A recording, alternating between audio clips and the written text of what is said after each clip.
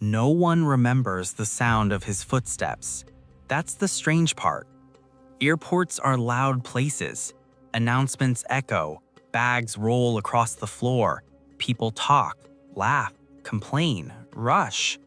But on the evening of November 24th, 1971, one man walked through Portland International Airport so quietly that history almost missed him. He didn't look dangerous. He didn't look nervous. He didn't look important. He looked like someone you've seen 100 times before. Mid-40s, average height, dark suit, white shirt, thin black tie, his hair neatly combed, his shoes clean but not new. In his right hand, he carried a small black briefcase. Nothing about him stood out. And that was the point. At the ticket counter, the agent barely looked up. "Destination?" she asked. "Seattle," the man said calmly. She typed for a moment, then asked for his name. He didn't hesitate. Dan Cooper. That name would later circle the world, but that night it meant nothing. The ticket printed, cash was exchanged, no ID was required in those days. No questions, no alarms, just a boarding pass and a man walking toward a plane. That plane was Northwest Orient Flight 305, a short hop from Portland to Seattle, barely half an hour in the air. The aircraft itself was a Boeing 727, a detail no one cared about at the time, except one man. Inside the cabin, passengers settled in. A woman adjusted her coat. A businessman folded his newspaper. Someone laughed softly near the back. Dan Cooper took his seat without a word. Row 18, window seat. He placed the briefcase carefully under the seat in front of him and sat back, relaxed, almost bored. When the flight attendant passed, he ordered a drink. Bourbon, with soda. His voice was calm, polite, almost gentle. Nothing about him said danger. The plane taxied down the runway. The engines roared. The city lights of Portland slipped away beneath the wings. At 7:40 p.m., the plane lifted into the dark sky, and for the next 20 minutes, nothing happened. No shouting, no threats, no warning. Just a normal flight carrying normal people through a quiet night. Then, Dan Cooper leaned forward. He reached into his jacket pocket and pulled out a small piece of paper. Folded once, clean, precise. He handed it to the flight attendant as casually as someone passing a receipt. She smiled politely, already half expecting a phone number or a flirtatious note. She slipped it into her pocket and continued down the aisle. Dan Cooper watched her, patiently. After a few seconds, he spoke, not loudly, not urgently. "Miss, you might want to read that." Something in his tone made her stop. She opened the note. 6 words, "I have a bomb." Her heart skipped. She looked up at him, expecting a grin, a joke, something. But Dan Cooper was serious. He leaned closer and said quietly, "I'd advise you to take a look inside the briefcase." They opened it just enough. Inside were red cylinders, wires, a battery. Real or not, it didn't matter. In that moment, the flight attendant believed him. And with that belief, everything changed. The cockpit was informed. The captain's hands tightened on the controls. Dan Cooper made his demands calmly, as if ordering dinner. $200,000, 4 parachutes, the plane to land in Seattle. No shouting, no panic, just certainty. As the plane turned back toward Seattle, the cabin fell into a strange silence. Passengers didn't know yet. They chatted softly, unaware they were sitting inside a story that would never end. Dan Cooper sipped his bourbon, unbothered, unafraid, as if he already knew something no one else did. And if you're listening to this story right now, you're already part of it too. Because some mysteries don't want to be solved. They want to be remembered. The cockpit was quiet when the message arrived. The captain had flown this route hundreds of times. Portland to Seattle. Short, simple, predictable. This time, it wasn't. The flight attendant stood behind him, her face pale, her voice controlled but shaking just enough to be heard. "He says he has a bomb." For a moment, no one spoke. Outside the windshield, the sky was black and endless. Inside the cockpit, time slowed down. The captain didn't ask if it was real. He asked what he wants. $200,000, 4 parachutes, a landing in Seattle, no threats, no countdown, just certainty. The captain nodded and radioed air traffic control. On the ground, confusion spread fast. This wasn't something people trained for back then. Hijackings happened, yes, but rarely like this. Not calm, not controlled, and not with a man who sounded like he already knew the ending. Back in the cabin, nothing looked wrong. Passengers were still chatting. Someone asked for coffee.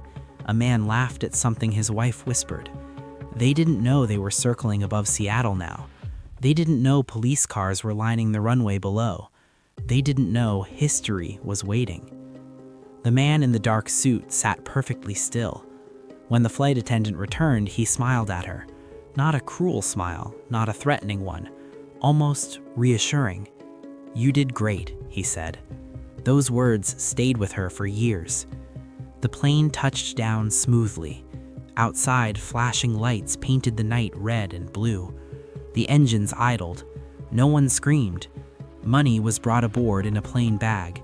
4 parachutes followed. The man checked everything carefully, not greedily, professionally. He handed the flight attendant a few bills. "For your trouble." Then he did something no one expected. He let the passengers go. One by one they stood, confused, frightened, silent. They walked past him close enough to see his face. Later, many would say the same thing. "I should remember him, but I don't." That's what makes this harder.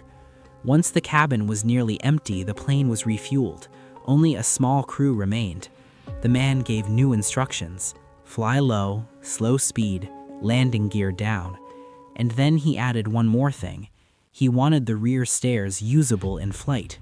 That detail mattered. The aircraft was a Boeing 727, one of the few planes at the time with stairs that could open mid-air. Most people didn't know that. He did. As the plane lifted off again, Seattle disappeared behind them. Below was darkness, forests, rivers, unknown ground. The cabin felt different now, heavier, like everyone knew something irreversible was coming. The man stood up. He loosened his tie, put on a parachute. He looked at the flight attendant one last time. "You don't need to come back here," he said gently. Then he reached for the lever. The rear stairs opened. Cold air exploded into the cabin. The roar of wind swallowed every sound. The crew moved forward. No one watched him jump. There was no scream, no dramatic countdown, just the sound of rushing air, and then nothing. Somewhere in the night, over endless trees, a man stepped off a plane and vanished. The plane landed later, lighter than before. No one spoke. On the ground, search teams waited. Helicopters, dogs, flashlights cutting through rain and forest. They searched for hours, then days, then years. They never found him. No body, no parachute, no answers. Only questions that refused to die. By the time the plane touched the ground again, the man was already gone. Not running, not hiding, just gone. The rear stairs were up. The cabin was empty. The cold night air still lingered inside, like a ghost that hadn't left yet. On the runway, authorities rushed in. They asked the same questions again and again. Where did he jump? Did anyone see him?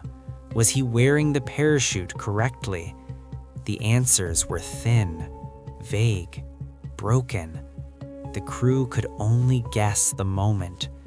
Somewhere between the clouds and the dark forests below. Somewhere no one was watching. Within hours, the ground operation began. Helicopters lifted into the night. Search teams moved through rain-soaked trees. Dogs followed trails that disappeared into nothing. The forest swallowed everything. Branches snapped under boots. Flashlights cut thin lines through the dark. Every shadow looked like a body. Every sound felt important. But the forest stayed silent. No footprints, no parachute tangled in branches, no sign of impact. Just miles and miles of trees. At first, everyone believed the same thing. He couldn't have survived. The weather was brutal. Cold, wind, rain. The jump was reckless, dangerous. Most people thought the story would end quickly.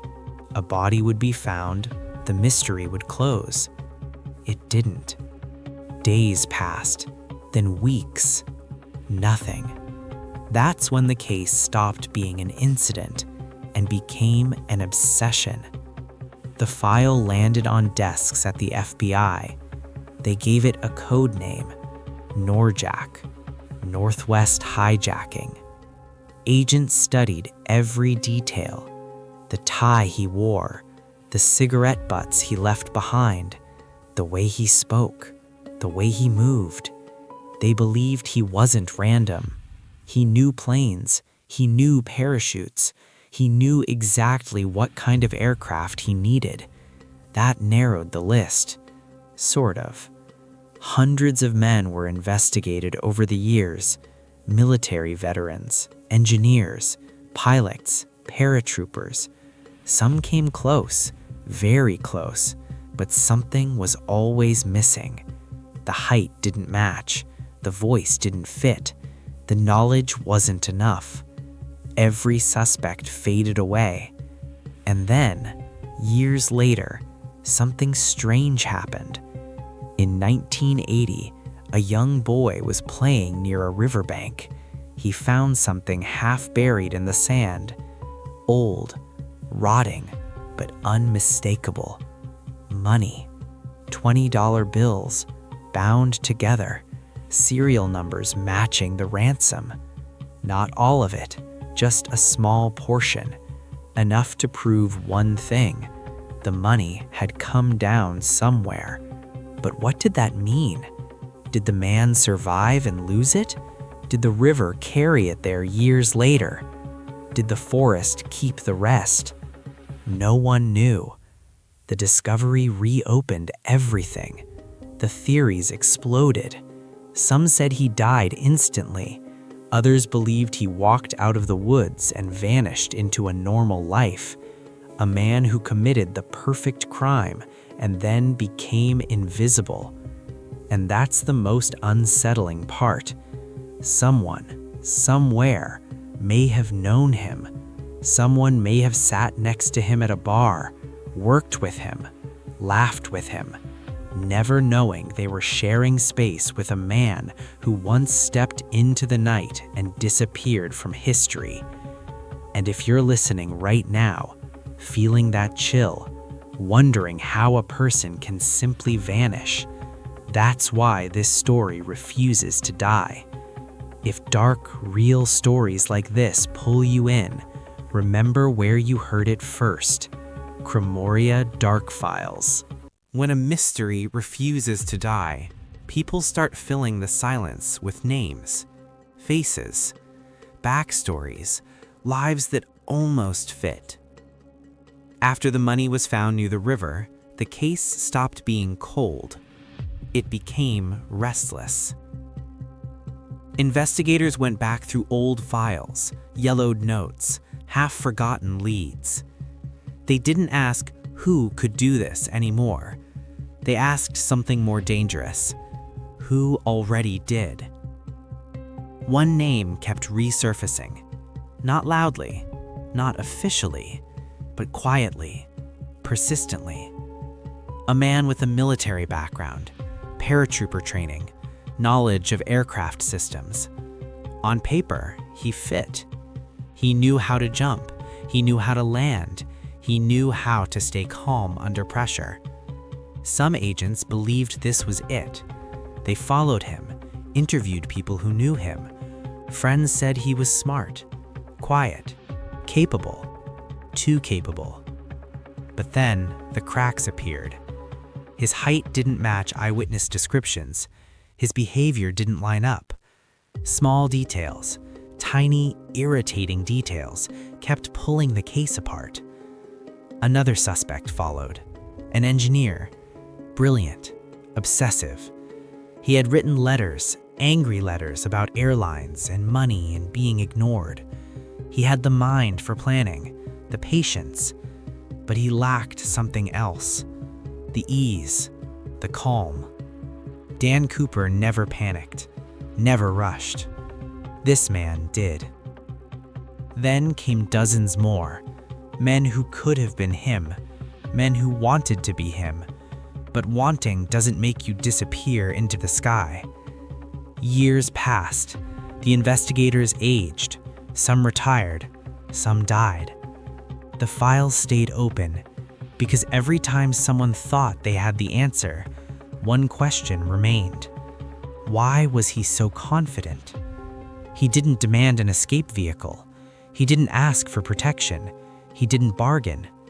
He trusted the night. He trusted the jump. Or maybe he trusted something else. Some believed he never intended to survive, that the jump wasn't escape, it was a statement, a final act. But others disagreed. They pointed to the parachutes, to the way he checked the money, to the care he took with details. That wasn't suicide. That was someone who expected tomorrow. And that's where the case split. Two paths, two endings. One where the forest won, one where the man did. And somewhere between those two paths, the truth vanished, just like he did. If this story feels close, too close, like it's happening right in front of you, that's because some mysteries don't live in the past. They live with us. There comes a point in every long investigation when facts run out. After that, all you have left are theories, and this case has more theories than answers. The first theory is the simplest, that he didn't survive, that the jump was too dangerous, the wind too strong, the night too unforgiving. They say he hit the trees or the ground, that the forest kept him. It's the ending people accept when they want peace. But then there's the second theory, the one that doesn't let you sleep. That he survived, that he landed hard but alive, that he hid, that he walked out of the forest soaking wet, hurt but breathing. Think about it. He chose the plane carefully. He chose the altitude. He chose the speed. That wasn't luck, that was planning. Some investigators believed he had rehearsed this moment in his head 1,000 times, that the jump wasn't desperation, it was confidence. And then there's the detail that still bothers people, the tie. He left it behind. Years later, scientists would examine it and find microscopic particles, materials linked to advanced manufacturing. Not proof, but not nothing either. It suggested a man who worked with technology, a man who understood systems, not a drifter, not a fool, a man with a normal life somewhere. Which leads to the most unsettling theory of all, that after that night, he went back to being ordinary. Imagine it.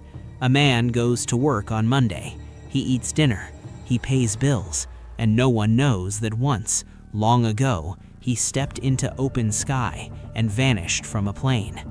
Maybe he watched the news reports. Maybe he smiled. Maybe he never spoke of it again. And maybe someone you've passed on the street once was closer to this mystery than you'll ever know. The case was officially closed decades later. Not solved, closed. The file went quiet at the FBI, but the story didn't. Because some mysteries don't need answers to survive. They survive because they feel possible. Because a man once proved that the world isn't as sealed, as controlled as we think. That sometimes Someone really can step into the dark and never come back. The strange thing about disappearing is that you leave something behind, whether you mean to or not. The man called D.B. Cooper didn't leave a body. He didn't leave a confession. He didn't leave a name that could be traced to a childhood or a home.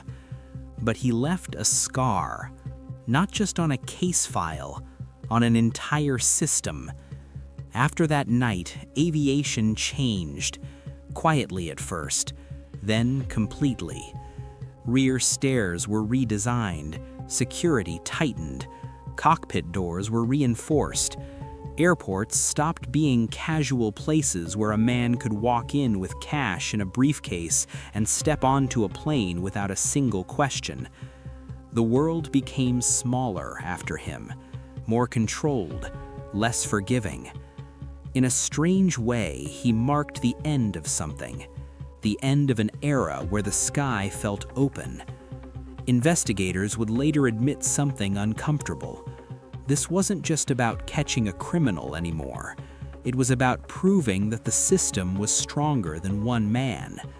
And yet, they never proved it. Years turned into decades. Agents retired. Files gathered dust. New generations heard the story for the first time and asked the same question their parents once asked. Did he survive? And no one could answer them. Sometimes, late at night, investigators admitted something off the record, that maybe the reason this case never closes is because it sits right on the edge between fear and freedom, between order and chaos. Because once, just once, a man showed that the world's rules had cracks, that if you knew them well enough, you could slip through.